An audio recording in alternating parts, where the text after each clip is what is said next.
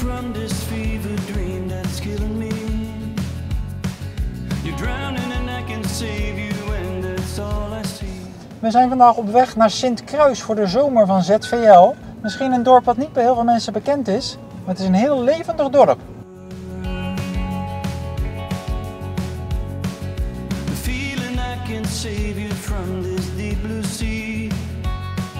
The fear in your eyes you keep. Sint-Kruis is ook een dorp met heel veel ondernemende mensen. Eén daarvan is Bianca Paridaan. Ja, Bianca, we zijn hier in het mooie Sint-Kruis. Wat een genot om te wonen, denk ik, hè? Zeker, ik woon hier heel graag. Al jaren, maar heel graag wonen we hier. Ja, wat is het in de loop der jaren veel veranderd? Ik vind zelf van niet. Natuurlijk komen wat inwoners bij en er verhuizen wat mensen, maar het blijft gewoon een hele fijne gemeenschap om te wonen. Nu in misschien wel het weekend van het jaar hier. Het is de barbecue vanavond en de kermis begint. Dat is natuurlijk een mooi moment.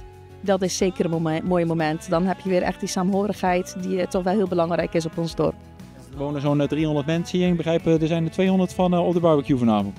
Ja, er komen heel veel mensen van het dorp zelf, maar ook van de omliggende dorpen uit de polder komen er ook best wel wat mensen deze kant op.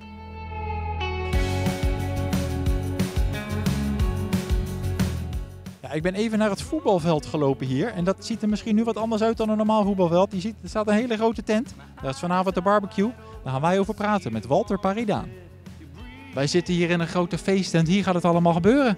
Jazeker, het begint vanavond met een prachtige barbecue, ruim 200 mensen, dus dat gaat best lukken, denk ik. Ja, dus dan komen hier alle stoeltjes komen mooi vol te zitten met bijna allemaal dorpsgenoten. Ja, jong en oud en van 0 tot 90 jaar ongeveer.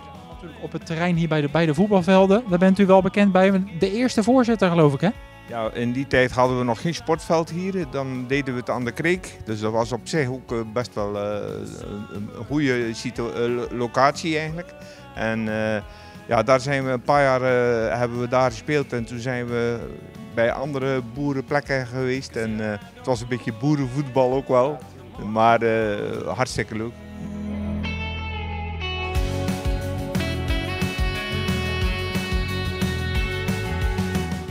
U ziet het al, ik sta weer met de kaart in de hand. We gaan binnen in het café eens vragen of mensen wel weten waar Sint-Kruis ligt. We zijn vandaag natuurlijk in Sint-Kruis. Weet u dat te liggen? Hier. Dat is helemaal goed. Maandag zijn wij in Vogelwaarde. Weet u dat ook te liggen? Oh, dan moet hier ergens liggen.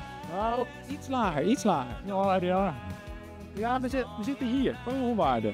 Dat is verder van de kust vandaan. Daar heb je de camping daar. Hier ligt Sint-Kruis. Ja, dat is helemaal goed. Het zonnige Sint-Kruis. Ja, Annemarie, het zit er alweer op. Sint-Kruis, wat vond je ervan? Gezellig. Dat is eigenlijk het woord van de dag, gezellig. Iedereen zit hier heerlijk op café, mensen kennen elkaar. Ze gaan vanavond met z'n allen massaal aan de barbecue. En meer moet je er eigenlijk niet over zeggen. Helemaal niet eens. We zijn er maandag natuurlijk weer tussen 9 en 12 live op de radio en s'avonds op tv.